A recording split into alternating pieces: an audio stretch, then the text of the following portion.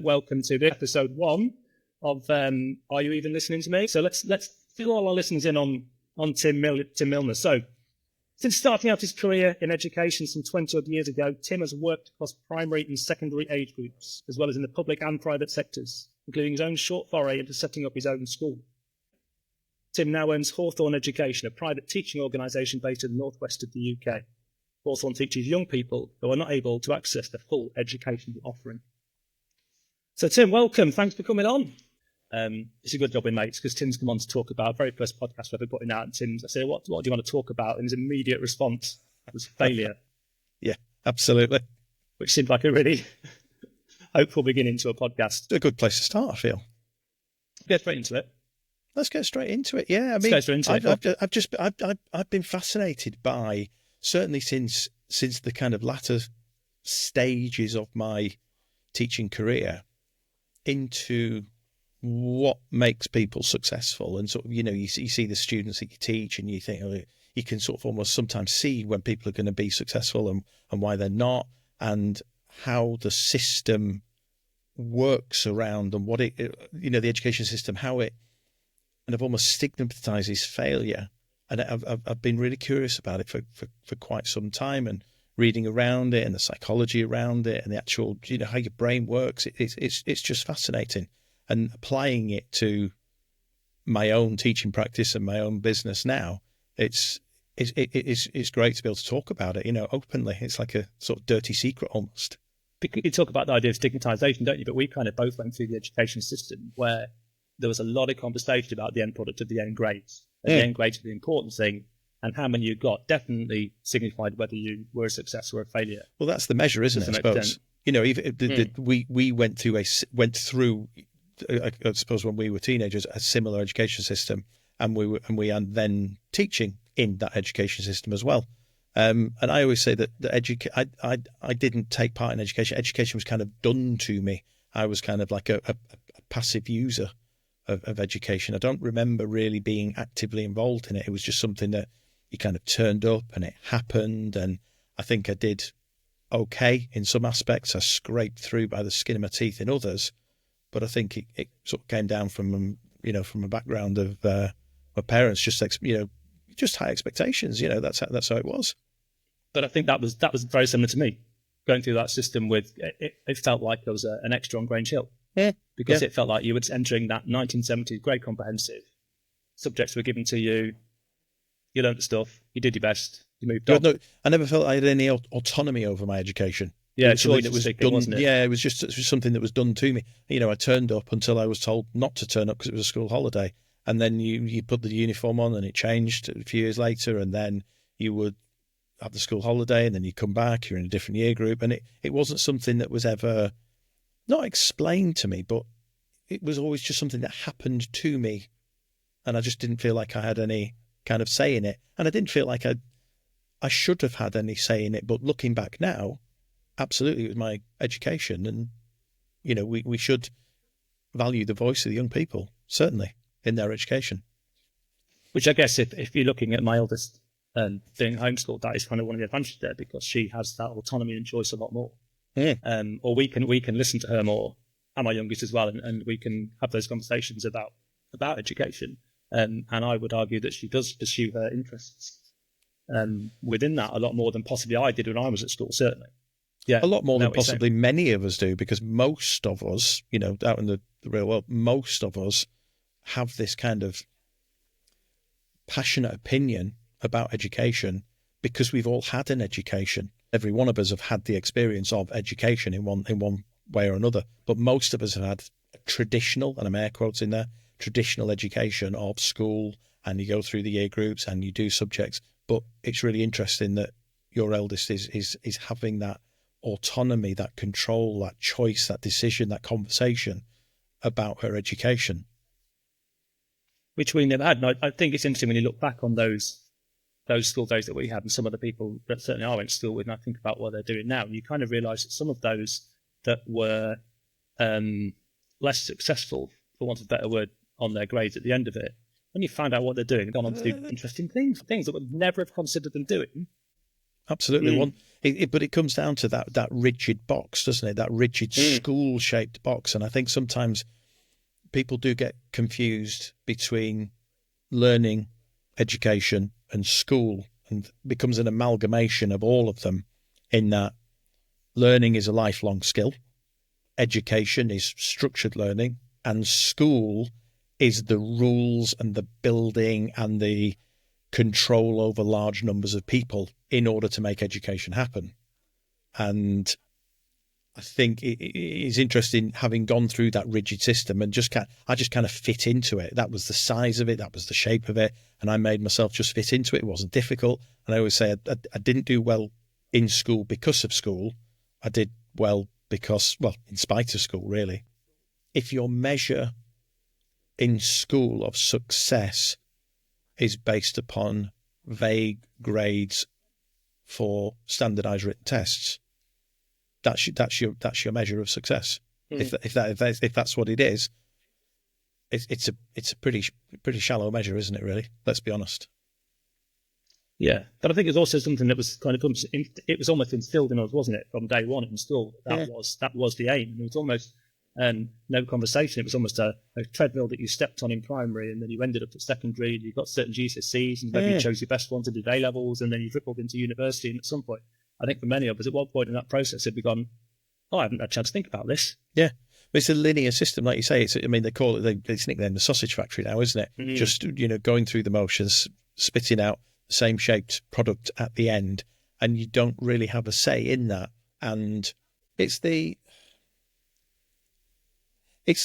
way that pupils, certainly in the UK, progress to the bugs me. It's the way that the pupils in the UK progress to the next year group, irrespective of what they've learnt, irrespective of how much progress they've made. You could go in for 25% of the time, fail miserably as far as their standardized tests go, but next September you're in the next year group, irrespective of what you've learnt and what you haven't. And certainly from a teaching point of view, a lot of learning is compounded. So you're going on to the next year group not having kind of understood or being able to utilize, or not got the skills in order to build upon for the next step along. But they move you along regardless. So what's the solution to that? Do we allow students to fail? Do we allow them to fail safely? What would that look like? I know the American system holds them back a year, but again, them progressing through to the next grade in the States is based upon standardized written tests, based upon your multiple choice questions. But again, is that a good measure? I think that holding back a year, the problem with that holding back a year is that there's going to be massive impacts there with like self-esteem and, absolutely, and self-perception and things. So what we're talking about really is teaching failure as part and parcel of growing, of learning, and seeing it as a positive part of the learning process. Absolutely. And redefining failure.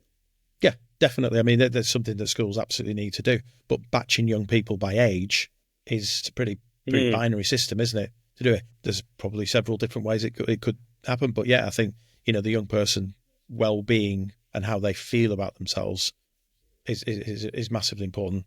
It's a really interesting idea, isn't it? You just said they're batching people by age. Yeah, why? What would you suggest batching people by? What then? Interest, ability, both? Interest, ability in your interests? Work ethic? Work ethic. I mean, certainly pick a subject that's maybe not so core, like music. What's a subject I would feel you could batch by interest and ability? Yeah. You could create a very good music lesson with a pupil from year 7 and a pupil from year 11 in the same room, possibly a sixth former. With them both having the same... When they both having the same interest, they would bond over that. That's it. Possibly. And why do we feel the need to batch people? I mean, you look back in time to when school was conceived in the UK, and it was about putting the expert at the front, and they dictate their knowledge to the young people. And it was very much a linear factory model, wasn't it? So school was designed not really around the student. It was designed around the ease of the teaching of the student, so to speak. Whereas Whereas now we're so much more aware of, or should be more aware of, that those people sat in front of you are going to have a whole range of interests and abilities. Your classroom is not going to be 30 people looking at you all with the same level of commitment to your subject. It's the one size fits all thing. Yeah. So how do we? Yeah, and that's the conundrum, isn't it? Really, because you can sort of appreciate on the one hand why if it could be challenging to have that number of pupils facing in front of you, and you have a certain amount of information you're expected to deliver or you're trying to deliver as part of a curriculum.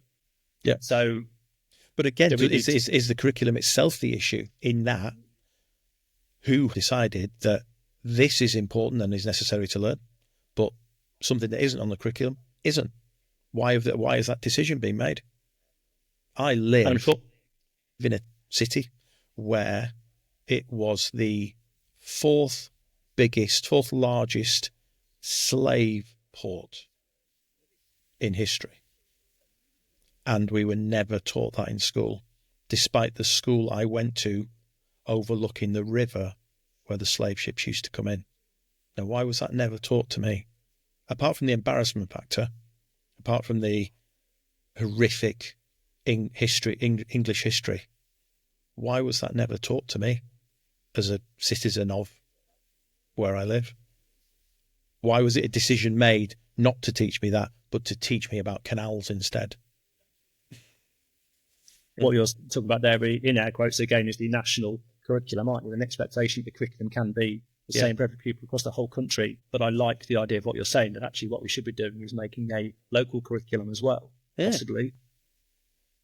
I've actually had a really good conversation with somebody up at Lancaster University who is leading the Morecambe Bay curriculum at the moment. And what they're essentially doing is looking at the national curriculum and looking at the Morecambe Bay area in terms of geography, in terms of business, in terms of science, in terms of all aspects, and cross-referencing the national curriculum with the Morecambe Bay area. So you can teach the national curriculum through all the natural resources that we've got in this area. It's really quite exciting times. We've been asked to come on board as part of the alternative provision sort of working group to say, right, what's it going to look like for young people who are perhaps not accessing a full mainstream offering? So I would think of asking, if you said to teachers what you're saying, if you were a history teacher, let's pick Lancaster, let's pick that knowledge about the local slave trade that was happening there. If you were a history teacher, we were saying to you, what we don't want you to worry about is the end grades. And we don't want you to worry necessarily about any form of judgment at the end of this. And you can teach history that you feel fit for these pupils. What would you teach? Yeah. So if you opened up a lot more freedom for teachers. Absolutely. But also to the students. What do you want to learn? What do you want to learn about? Their voice is massively important. I mean, I've run sessions where we've gone, right, Japan, and given a really broad topic, kind of done a kind of shallow dive into Japanese culture, and then gone, right, you go away, get your own teams of people together, get your own resources, tell us what you need, and then come back to us with a project. And we had two girls making a kimono, sewing machine, all the fabric. We had a couple of guys who were doing manga comics and history of manga. We had a couple who did some research on the bullet train, just through their own kind of, this looks interesting. And I know there's got to be some kind of happy medium in there, hasn't there? But what you're talking about part of there as well is the idea that you're going to be more motivated if you're intrinsically motivated to find absolutely. 100%. So if you say Japan and you have got some young pupils who are definitely interested in fashion and design or clothing, they're going to go down that route. If you've got a young person who's a bit more of a STEM student, they're going to go and look at the bullet train. So what you're doing there is you're giving them options based on their interests. And surely, therefore, what you're looking at is engagement. And what we talked about right at the start about education, what is education and learning? Yeah. Is it learning the skills or is it learning the knowledge? And those two can go hand in hand, can't they?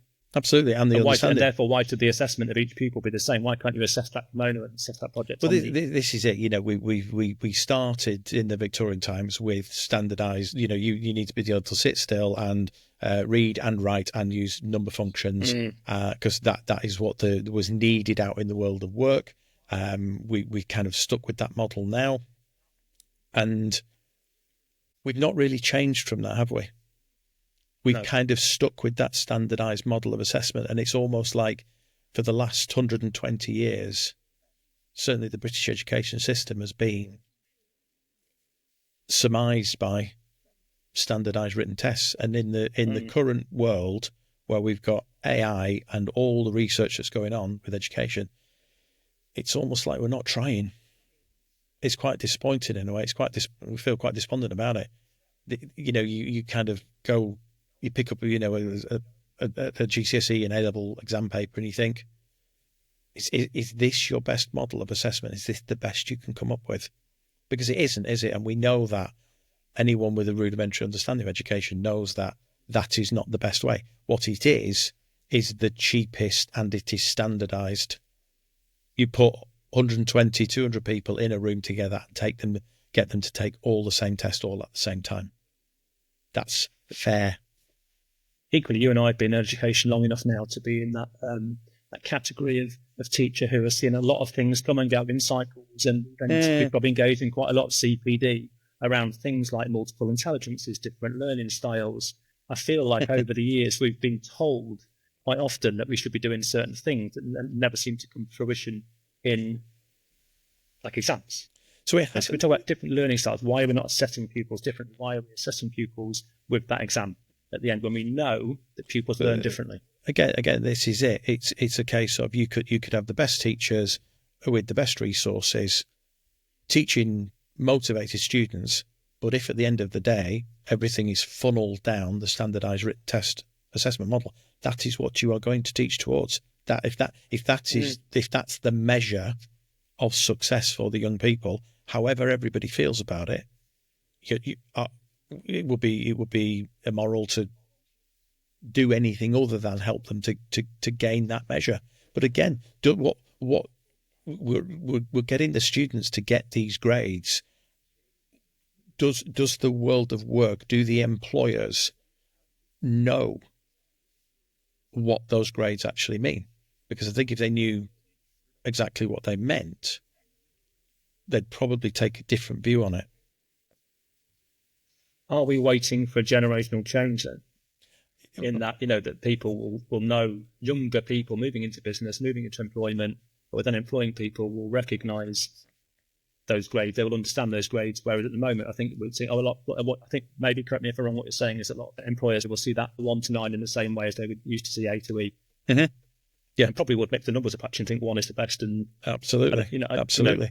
But what does it actually mean? I mean, we're not really on the topic of failure at the moment, are we? But it's quite interesting to think about why won't that change?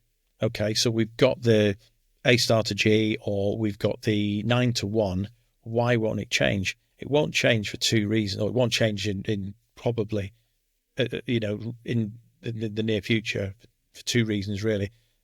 There's too much money and interest already tied up in education. It's not really in the decision makers' interest, let's say, to make those changes.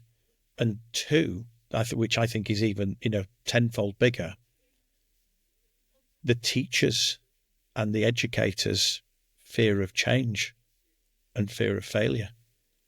And imagine being in a job for 20, 30 years, and then all of a sudden you've got to change how you fundamentally do that.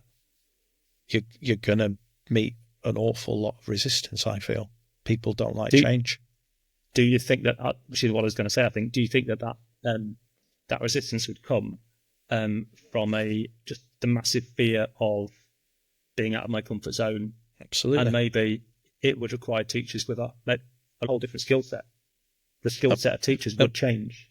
It would, but it would involve, okay, so then you've got to either change the skill set, the mindset of people who've done the role for 5, 10, 20, 30 years, or retraining a whole new bunch of teachers to come through. And at the moment, they can't train enough or retain enough teachers in the UK to actually fill the teaching spaces and teaching positions that there are.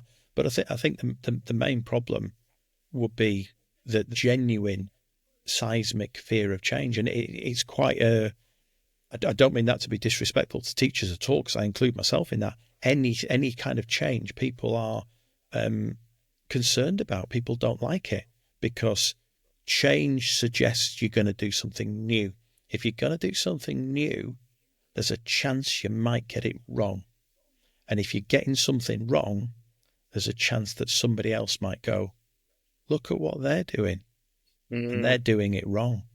And nobody wants to feel like that. So people are resistant to change in that respect. People, it's a fear of failure. Which I've just glanced at, and actually, did you know, interestingly, I'm going to put this out there as you literally use the words fear of failure. That is the top phobia. 31% people have a fear of failure. It's called attitude-phobia. I'll get if you say so, that, I'm sure. Yeah.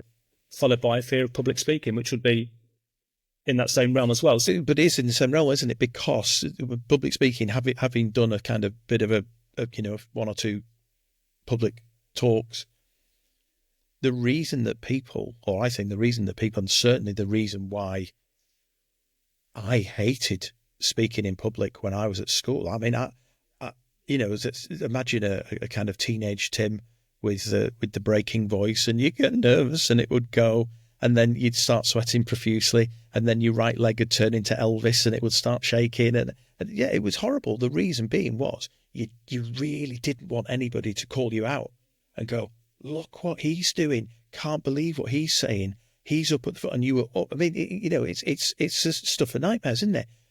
You stood in front of a group of people, whether they be strangers or peers or whatever, and they are calling you out on what you say in front of everybody else. Yeah.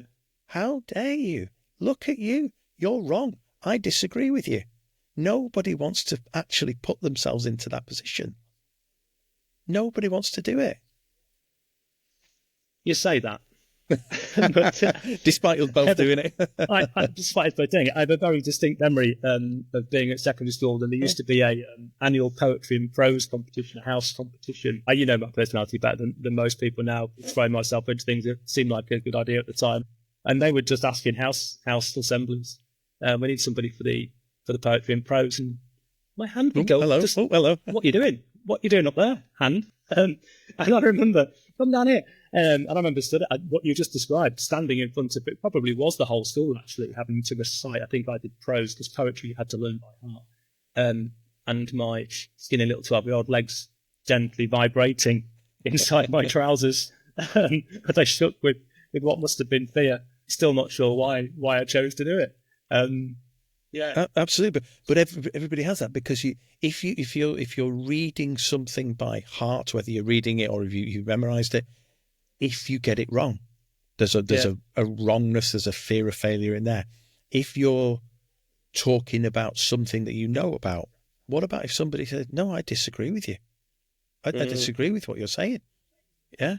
Again, it's that feeling. It's that, who wants to be called out in front of a group of people? Even people who we would, even doing presentations in class, the other 30 people I knew and were friends with, but getting up in front of them in school, just couldn't do it at all. And then I got to my first year at university and just thought, I can't carry on like this. This is ridiculous. So just threw myself into doing lots of them, and ended up really enjoying it. One of my lecturers said, just remember, nobody knows what you're about to say. So in their mind, you can't be wrong. Nobody knows.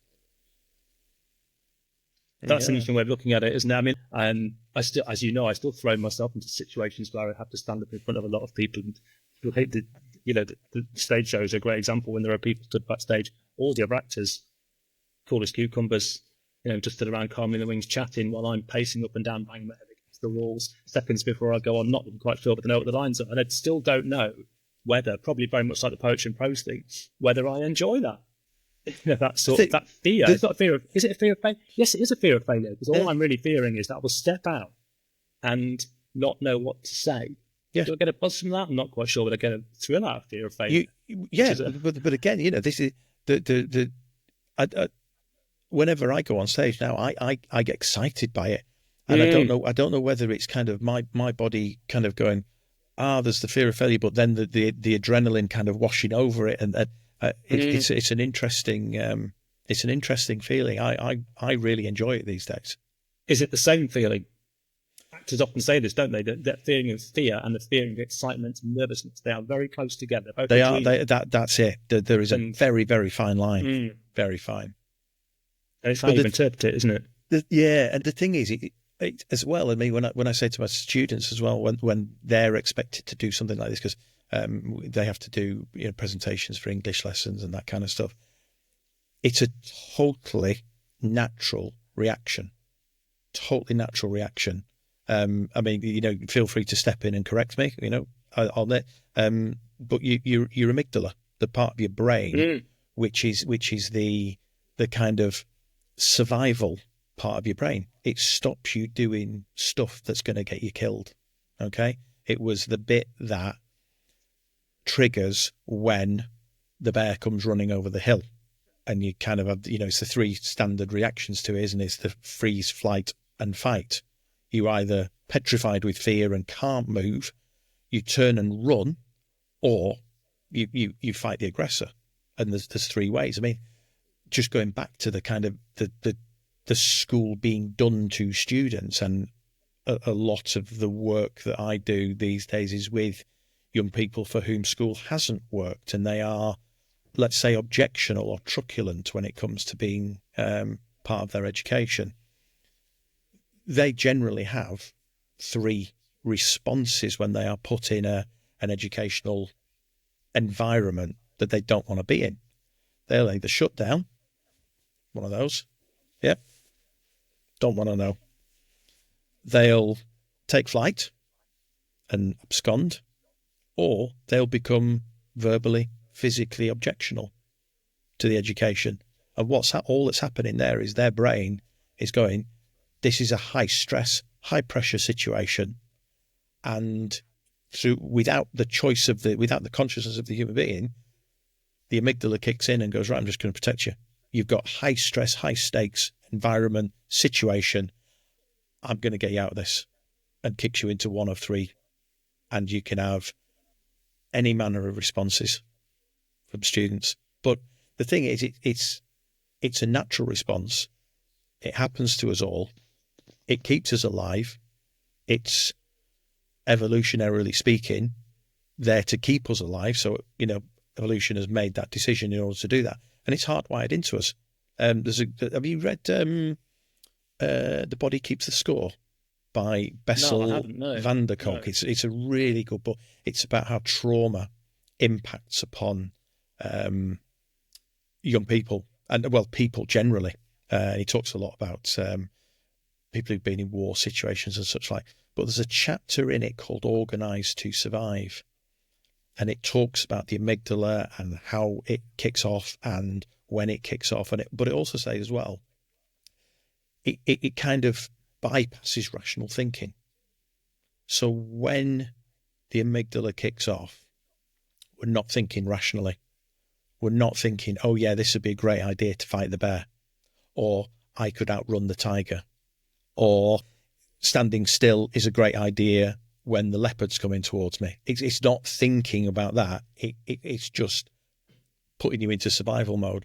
And by the time you started thinking rationally, that could be minutes or hours after the fact. And yet we're putting these young people, from an educational point of view, into high pressure, high stakes situations where you've got to be in school, your learning counts, and you've got these one-off, do or die, standardized written tests. This is it. This is the day. If you don't perform on this day, that's it. You don't get another chance at this in this school. This is it. It's a system set up to trigger the amygdala. It's putting young people into a high-stakes, high-pressure situation, and then we all stand around scratching our heads when some people are objectional to it. It doesn't really seem to make any sense. And there's a dialogue involved in that as well, isn't it? Because here are your predicted grades, here are your... So the whole, all the way along, papers are graded, everything gets a letter or a number, doesn't it, all the way through. And then ultimately, that's the conversation, isn't it, all the way through. It's about that. How much time as teachers have we had to spin off and have a conversation. I used to often think in teaching psychology, you could really spin off on some interesting conversations here. Same with science. I'm a science teacher by trade, but that's it. There just isn't. I mean, even just going back 10 years now, you used to be able to teach GCSE. They would start in year 10. You would do your assessment. What's the word I'm looking for? You'd do your practical assessment. Mm-hmm. Then you would finish around February time in year 11. Then you'd have all that time to do the revision. It was a lot more laid back, but less time dependent. Whereas now you're teaching. Fantastic. Tomorrow morning's your exam. That's it. And it's all about the content. How much content can we cram in? But it makes absolutely no sense to create a system around these high stakes, one-off, high demand, pressurized exams, and then wonder why people object to it and the system doesn't work for them and why the pressure of the exam gets to them. And there are also certain aspects of the system that almost set many pupils up to fail, because what you've talked about there is that need to absorb knowledge. But if you're to pass those exams, so even if you're going down that route, a lot of young people are pushed into subjects by their choices, by when they choose the GCSEs. And they can't choose the ones they want to choose. No. So you're setting them up. You're almost setting them up to fail a little bit at that point as well. The art student would be a great example, wouldn't it? You can't take. So people might correct us if I'm wrong, but you can't take art, drama, music very often. No. So if you've got that young person there, then they are forced to opt for science. You've only got a certain number of buckets in which you can have subjects in there, and your maths, your English, your science, humanities, and languages and such like take precedent. But would the world not be better filled with a place where people have been able to pursue, if you're an art student, do all three, music, art, drama, because those three go together hand in hand. Okay, so what? Historically, no one ever seems to have a problem with pupils taking biology, chemistry, physics, did they? That was a much. Again, you've got to sort of circle back to the age-old question: what is the point of school? What's the point? If the point is to take and pass standardized written tests by transferring of knowledge, then okay, you're just about right there. But is it to pass exams? No, I don't think so. I mean, you think about our youngest children. We've got two older daughters and we've got two younger daughters. Our younger daughters will be 18 in around 2032. And what's the world going to look like in 2032? We haven't a clue. But we're expected to educate our children with a knowledge-rich curriculum for a world that isn't going to exist when they leave. I can't quite understand that. But also, to some extent, a curriculum that when you look at it, certain aspects haven't changed in a very, very long time. It's glacial, but again, that reflects the education system in that the rate of change is glacial, and any seismic shifts that need to happen just don't circle back. Why? Too many vested interest in maintaining the status quo, and the inevitable kickback from teachers, as any organisation would be. If you took, Apple or Google or whatever, and you created a seismic shift, which meant you were fundamentally changing what you were doing on a day-to-day basis, you would have a kickback from that. So that's not just that's not me targeting teachers in any way. I'm a teacher myself, but it comes back to this idea that if we are doing something different, there's a chance we might get it wrong and we might fail, or we might be labelled as failures. And we don't want that. So a lot of that fear of failure is also coming from the educators. Yeah, it's a self-fulfilling prophecy. We share that fear of failure. Absolutely. Yeah. But we're human, because all that's happening is the change. If we have to change something, there's a chance that we might get this new thing wrong because we don't know the new thing. And that then starts to up the pressure, up the kind of, our amygdala starts twitching then. Yeah, it's a new thing. I'm not sure how to do this. I might get it wrong. Stressors start triggering.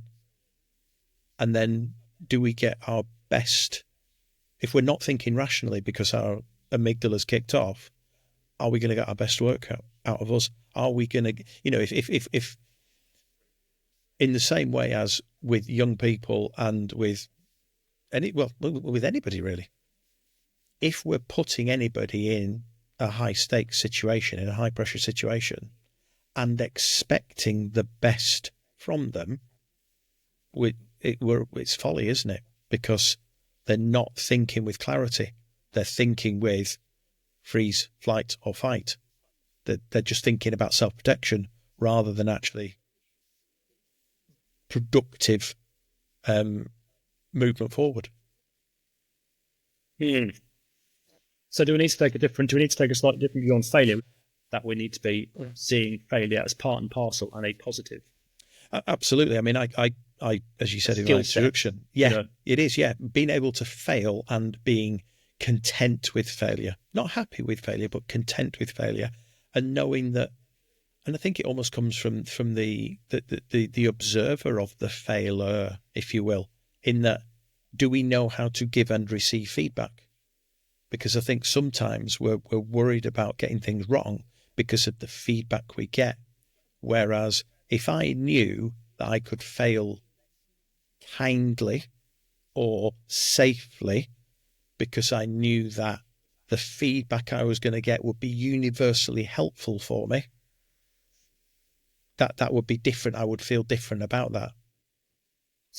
This is a growth mindset thing, isn't it? It's quite courageous to fail and move on.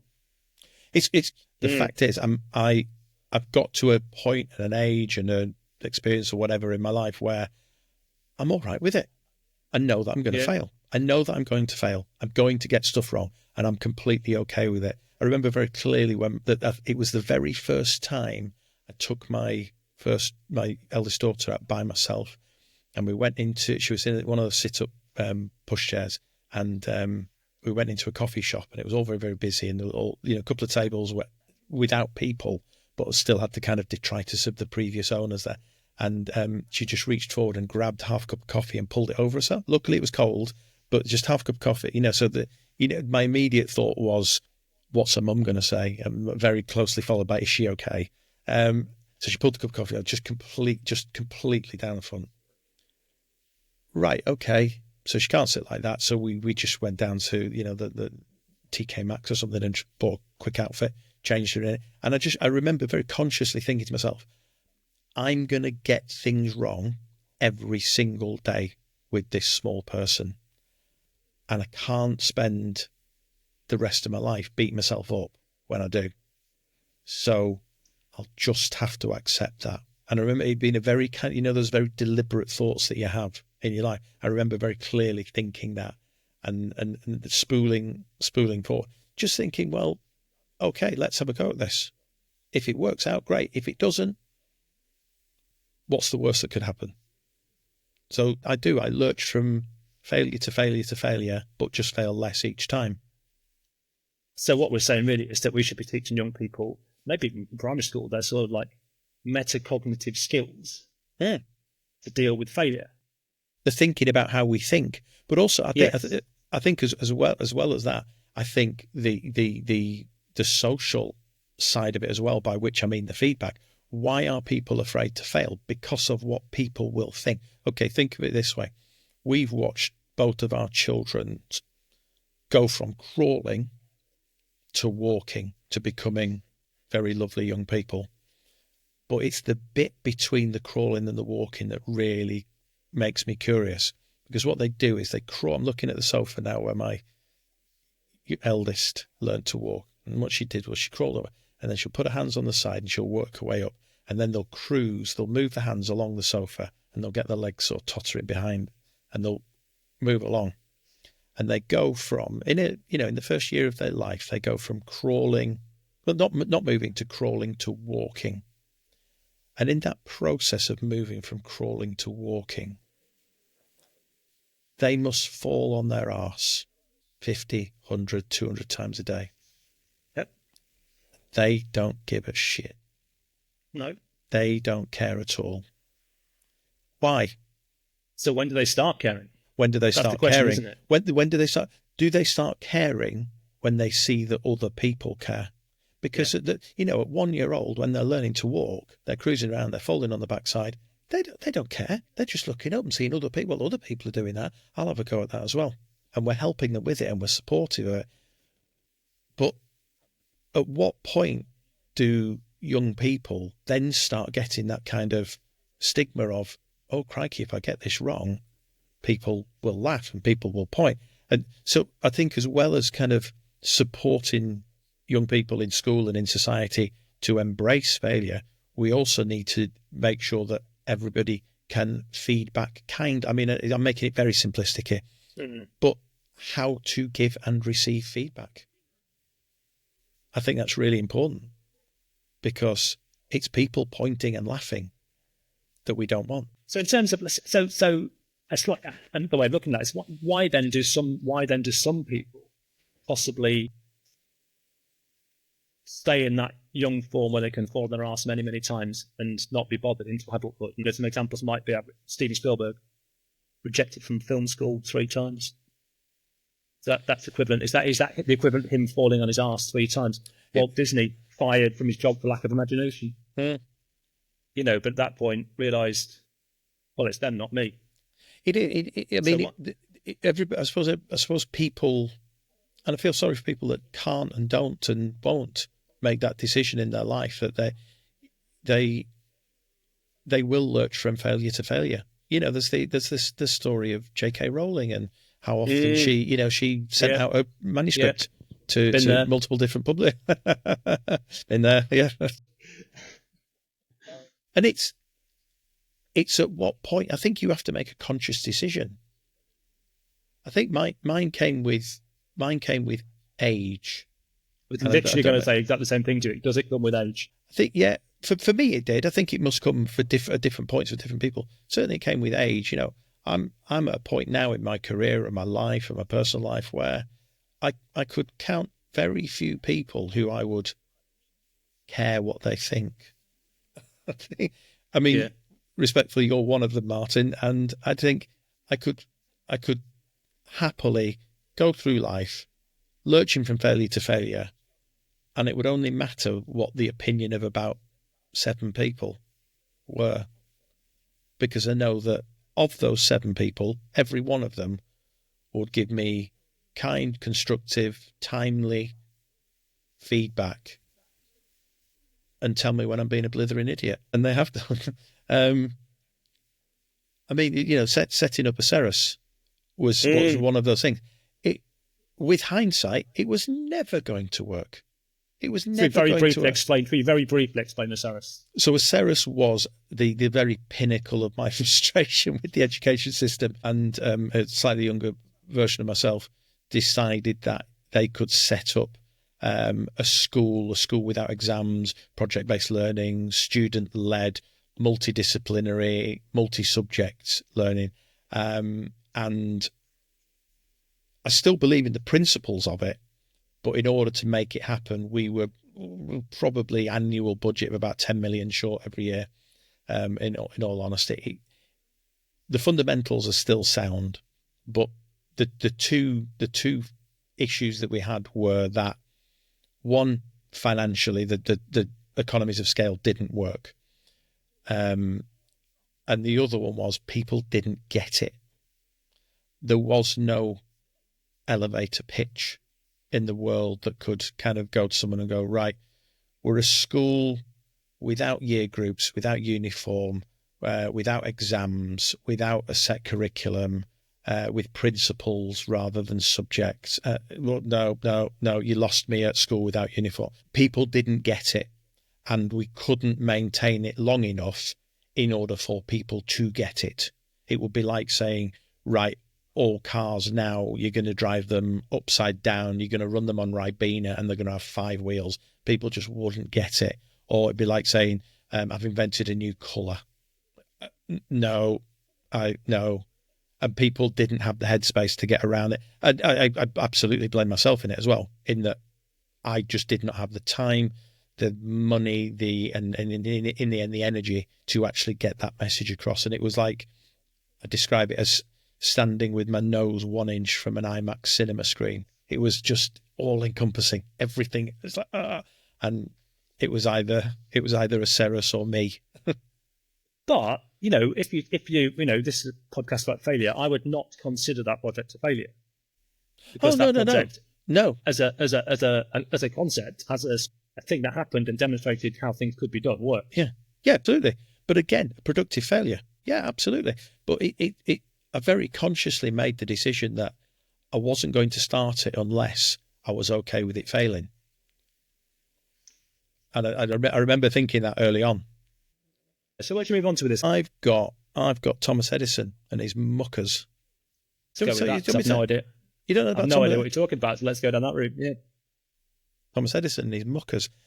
Thomas Edison, he's attributed with the invention of the light bulb, etc. But it turns out he nicked quite a few ideas as well. But he had a group of engineers who worked for him. So he would have all the people in the workshop at their various stations working on stuff throughout the day, throughout the week. And at the end of every day, they would all come round together. They get a crate, they sit down and they talk about everything that they'd done that day, what went well, what didn't go well. They were in that supportive network where they could embrace that failure. Yeah. And they shared everything that worked, everything that didn't work, and bounced ideas off each other. Well, we could do this and do that, and sort of sharing in that supportive network. And for whatever reason, they were known as muckers. So they were Thomas Edison's muckers. And that's where the phrase mucking about comes from. So allowing kids to muck about. We are giving a proper education here now, aren't we? I remember one of the most enjoyable lessons I ever taught was I set up in my classroom multiple stations full of activities, research, reading, videos, things to see and do, and all that kind of stuff. And then just let the students go. Let them go loose, right? Go and find stuff out today. Go and find it out. Enjoy. And then we come back together at the end of the lesson. Right, what have I taught you today? We know about like DNA. It's kind of, no, hang on, well, stop. What have I taught you today? Well, we know about the double helix and that, no. What have I taught you today? Well, nothing. Exactly. And it's about allowing them that freedom to just muck about, in the Thomas Edison state of it, in that just allowing them that freedom to go and investigate. People are naturally curious. And if we set up the environment in which learning can happen and just let them go, that's, for me, is where real learning happens. That's the role of an educator for me is twofold, in that we set up the conditions in which learning can happen, and we ultimately try to make ourselves redundant in that we help the young people to get to a point where they don't need us anymore. They have the skills and the ability to teach themselves. And if I didn't walk in through the classroom door, they would know where they are, what they need to learn, and how to go about learning it. That's the ultimate aim, isn't it, really? For me, for a teacher. We should be talking about skills as well as knowledge in the classroom, shouldn't we? Oh, 100%. 100%. Yeah. Actual physical skills, emotional skills. Tailored to the individual, to bespoke to their learning styles. This is it. As a facilitator of education, it's about, it's not teaching a one-size-fits-all education. It's about knowing that the lad who's got his head down on the desk is actually listening. But does he need working on those interpersonal skills with it? Yeah, he does, because there can be people in his life that he comes across that don't understand him, that he's taking all this in despite his head being on the desk. But actually, it's just good manners and polite to make eye contact with people. Answer questions. So it is about that bespoke education, isn't it? I mean, fundamentally, it comes back down to relationships with your students. The work we do at Hawthorn is fundamentally get those relationships right. But also, I mean, just in terms of thinking about that, there are some simple things I always think you could do in terms of that. You've got these young people with different learning styles. You want to have this independence. Homework would be a great example of where that could be solved. You've done this topic. Your options are, in fact, you can do what you like with it, but I want you to come back with me with some information. You can paint it. You can write a poem. You can make me a PowerPoint. You can model it. You can make it out of clay. You can write me a song. You could do it to the medium of mime. I don't know. You can make a podcast. Show me that you understand this in any way you like. Do youngsters, it's one of the issues here, that youngsters these days live in a time of immediate gratification, whereas failure is a cut-off point, isn't it? I don't have to carry on with this. But it's coming back to it, isn't it? It is. Failure isn't final, I think, is a really... But is that a change of mindset? But again, it's all about mindset, isn't it? Failure is about mindset. Failure is... It's about making the decision that it is okay to fail. I think I'm talking about teaching that as teaching a change of mindset. So they understand that failure is not a thing that it's almost impossible to teach that in the current education system because failure is stigmatized. So if you're in a system where failure is stigmatized, how the hell can we then start to teach our young people it's okay to fail because? But it's not, is it? Because you're in an entire environment where failure isn't an option. But then if you look outside academia, sports are one of the greatest examples, aren't they? How much failure do you have to have? As a pole vaulter would probably be a good example, wouldn't it? Ice skater. How many times do ice skaters? Balls? Yeah, exactly. You look at it's just. I mean, I am like Bambi on roller skates on ice. I am shocking, and to watch them at the Winter Olympics, where the spins and the pirouettes and everything, and you think to yourself, how many times must they have fallen on their backside like a toddler to be confident enough to do that? I wonder though whether they had the same mindset about school subjects. Did they see it the same way? Is it transferable? Is it transferable? Yeah. That's interesting. Is that mindset transferable? Because actually, if it can be taught and it is transferable, that's a really useful thing to be teaching in school as part of curriculum, isn't it? For me, it needs to be embedded in the DNA of an entire system. It's no good a school or a subject lead putting it as part of, like a bolt-on. Yeah, once you separate things, it becomes a finger of the body. It's either important and it is woven into the DNA of the school. I agree with that, actually. Yeah. Or it's not. Yeah. I think it's an ethos. It's part of the ethos, isn't it? It is. It has to be. Fail. It has to be a mindset. You'll come here and you will fail. You will find things hard. And things won't always go your way. And it won't be instant gratification.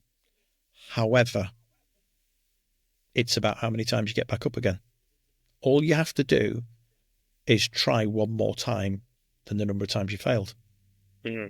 In putting it to young people like that in a very simplistic way, if you fail 10 times, try an 11th time.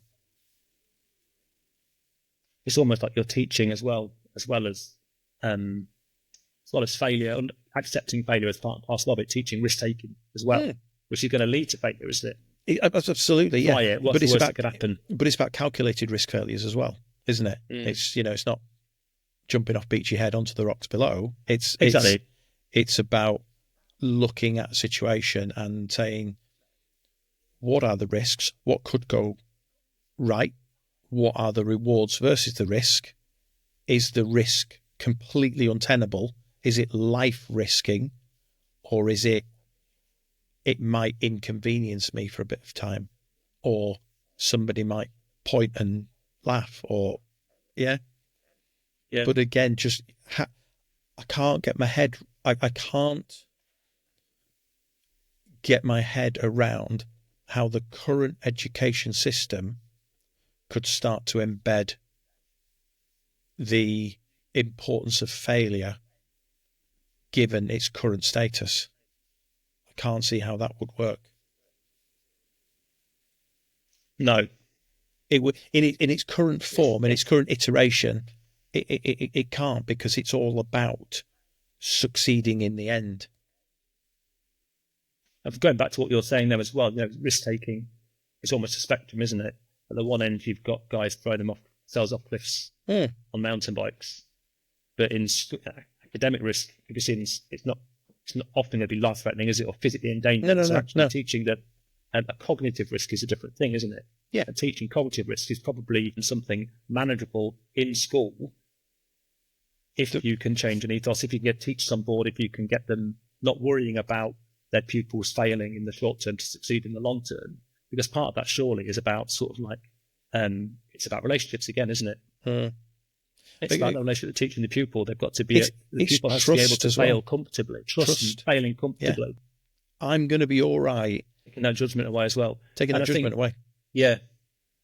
I think within that as well, though, there's the challenge of almost like dispositional factors, isn't it? With the pupils are going to naturally have different levels of confidence or esteem or fear of failure, or you're also going to be, it's not every pupil is going to feel fear of failure. There'll be some pupils who do not. The kid who picks up a guitar and doesn't care how long it will plunking away, all they want to do is play something by Guns N' Roses, but they're going to get there in their head, and they know they are. So that they're happy to fail, aren't they? It's interesting how quite often young people are quite happy to fail in that respect. They're not happy to fail sometimes academically in school. Again, so they have things going on in their lives where they're failing all the time. Maybe not even realizing they're failing because they're enjoying the journey.